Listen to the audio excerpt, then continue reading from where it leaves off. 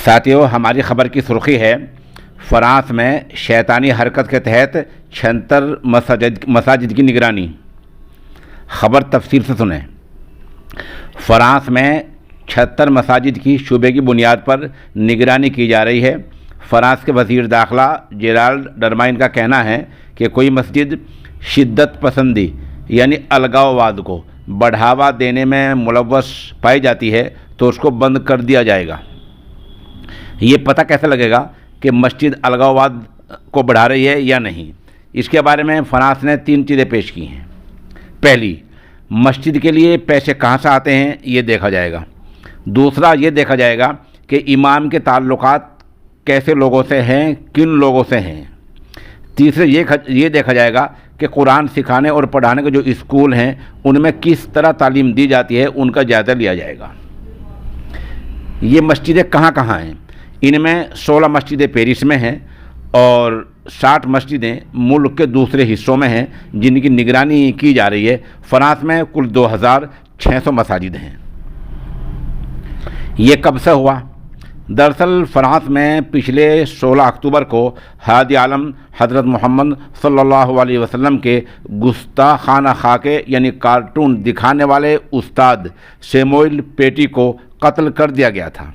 اس کے بعد فرانس میں درجنوں اسلامی ایسوسی ایشنز یعنی تنظیمیں، سنستھائیں، اسپورٹس گروپ، کھیل کے گروپ اور چیریٹیز، خیراتی ادارے اور مسجدوں کو بند کر دیا گیا تھا۔ پتہ یہ چلا ہے کہ 18 مسجدیں بند کی گئی ہیں اور بہت سارے خیراتی ادارے جو سماج سیوا میں، خدمت خلق میں لگے ہوئے تھے ان کو بھی بند کیا گیا ہے۔ فرانس میں مسلمانوں کو اور طریقوں سے بھی پریشان کیا جا رہا ہے۔ اس دوران فرانس کے صدر ایمانوئل میکرون کی جانب سے مسلم سماج پر چارٹر آف ریپبلکن ویلیو لاگو کیا گیا تھا، جس میں مسلم بچوں کو الگ سے شناخت پہچان نمبر الاٹ کیا گیا تھا۔ اس کے مطابق ایک شرط یہ ہوگی کہ مسلمان اپنے بچوں کو گھروں پر تعلیم نہیں دے پائیں گے۔ جو ماں باپ ایسا کریں گے ان کو 6 مہینے کی جیل ہو سکتی ہے اور بڑا جرمانہ ادا کرنا پڑ سکتا ہے۔ یہ حالات فرانس کے ہیں۔ اس کے بارے میں شروع میں چند مسلم ملکوں نے فرانس کا اکنامک، معاشی، آرتھک، اقتصادی بائیکاٹ کیا تھا۔ اس بیچ 2 ملکوں سے ایسی خبر آئی تھی بائیکاٹ واپس لے لیا گیا ہے۔ دراصل فرانس کا معاشی، آرتھک بائیکاٹ کرنا ہی مسئلے کا حل ہے۔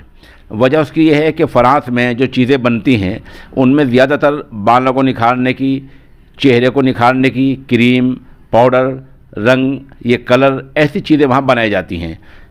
جہاں جہاں یہ چیزیں آتی ہیں وہاں اگر فرانس کا مکمل بائیکاٹ ہو جائے تو فرانس اپنی حرکت سے باز آ سکتا ہے۔ معاملے کا ایک پہلو یہ ہے کہ اقوام متحدہ UN نے بھی اس بارے میں ابھی تک کوئی بیان جاری نہیں کیا ہے، کیونکہ معاملہ مسلم سماج کا ہے۔ اگر دوسروں کا ہوتا تو اب تک اقوام متحدہ بول پڑتا، اس کا سیکریٹری جنرل کوئی بیان جاری کر دیتا۔ لیکن فرانس میں جس طرح مسلمانوں کو پریشان کیا جا رہا ہے اس کو لے کر اقوام متحدہ نے کوئی بیان ابھی تک جاری نہیں کیا ہے اور نہ اس کو روکنے کی کوئی کوشش کی ہے۔ ہم ہندوستان میں رہ کر کیا کر سکتے ہیں، یہ ایک سوال ہے۔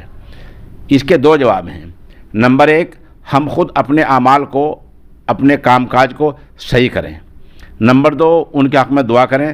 ہم صحیح ہوں گے، دعا کریں گے تو اللہ تعالیٰ ہماری دعائیں قبول کریں گے، کیونکہ یہ آزمائشی دور ہوتا ہے اور آزمائش کا بہتر حل بارگاہ ایزدی میں دعا کرنا ہے۔